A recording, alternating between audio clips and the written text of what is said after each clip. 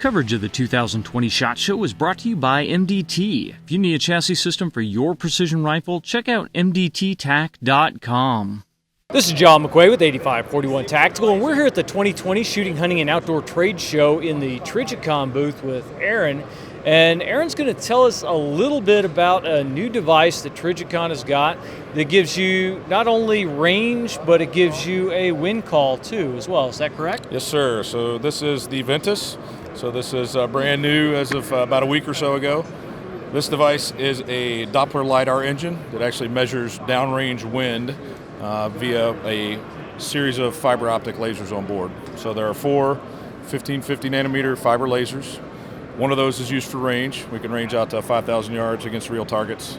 So you don't need anything reflective or a billboard or anything. So it works against real targets. The other three lasers are used for wind. So we send those out in a kind of a conical pattern, and we're looking for the return coming back from dust particles in the air. Okay. So as the dust moves around in the air, it shifts the wavelength of the light that comes back to the sensor. We measure the wavelength shift and then do the trig based on the geometry of the beams, and then we calculate 3D wind vectors at 6 different distances in front of the users. We call those gates. So we capture 6 gates out to 500 or so yards. More dirt is better for us, so dusty conditions, windy conditions, that helps us since that's effectively what we're measuring is the movement of the dust. So then we capture that data. We've got an onboard ballistic solver in the Ventus X model. We're planning on having 2 different models, one with the onboard solver and one without for those that want to use a different solver or just don't need a solver.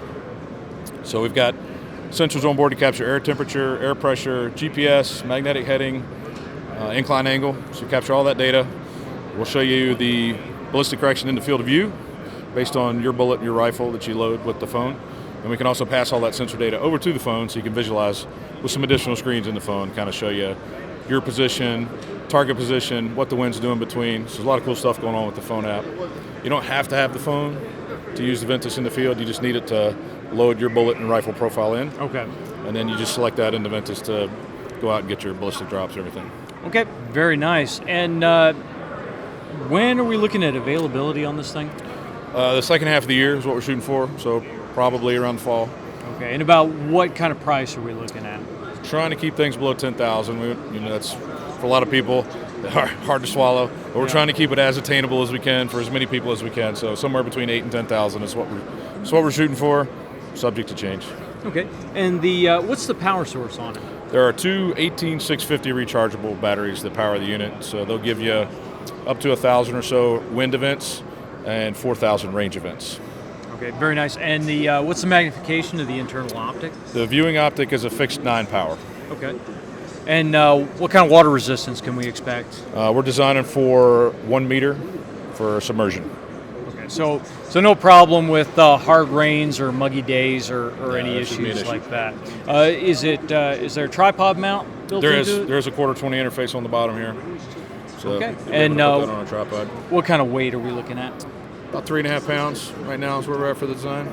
Okay, so ideally with the magnification and the weight, it's probably something that could replace your binoculars in the field and not take up that room in the We think back. it could. I mean, binos are still pretty useful to have, so we're not sure that people would want to abandon their binos, but for sure, if you got a separate rangefinder or handheld wind sensor or something like that, we think that this unit will supplant those.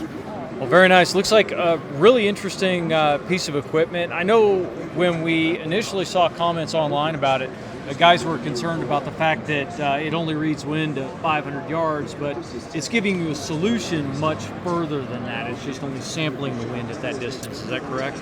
Right. We get 500 meters or 500 yards of wind under normal conditions. All right. Dirty conditions help us, so we may be able to get more past that, but what we're claiming is 500. But that's 500 yards more than what you get now. So if you have a handheld sensor, you're only getting it at the shooter. Right? So we're giving you more of the problem solution than what you can currently get. And depending on what the wind profile is, conventional wisdom has it that about the first third or so of bullet flight is going to be the most important for wind data. So, we can get users out to some pretty extended distances with the data we're giving them here. So. Okay, very nice. And the 500-yard limitation or 500-meter limitation, is that due to just laser power output, or is that due to computation in the unit? It's an eye safety issue, so we could push more power out. It would start hurting people's eyes if we got too much more power out of it. and the other limitations, the physical size of the LiDAR optics.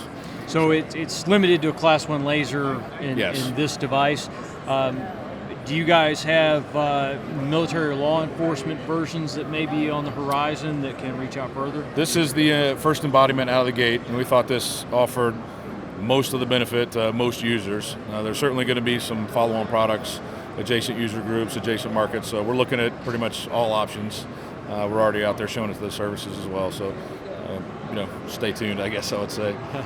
Well, it's definitely an interesting device. I really can't wait until I get a chance to get one out in the field and see how well it performs. I have a feeling for a lot of shooters this is going to be a game changer, especially longer range hunters than that. Agreed. I can already hear the people that are screaming, "Oh, it's going to be the death of wind reading skill." But I think in competition, you'll still have to have that skill at monitoring your wind. Yeah, we're going to learn a lot with it, see how people use it and interact with it. So we're eager to get it out in the market for that reason. We want to see what people can learn with it and go from there. All right. Well, I definitely appreciate your time, and it looks like a really cool product.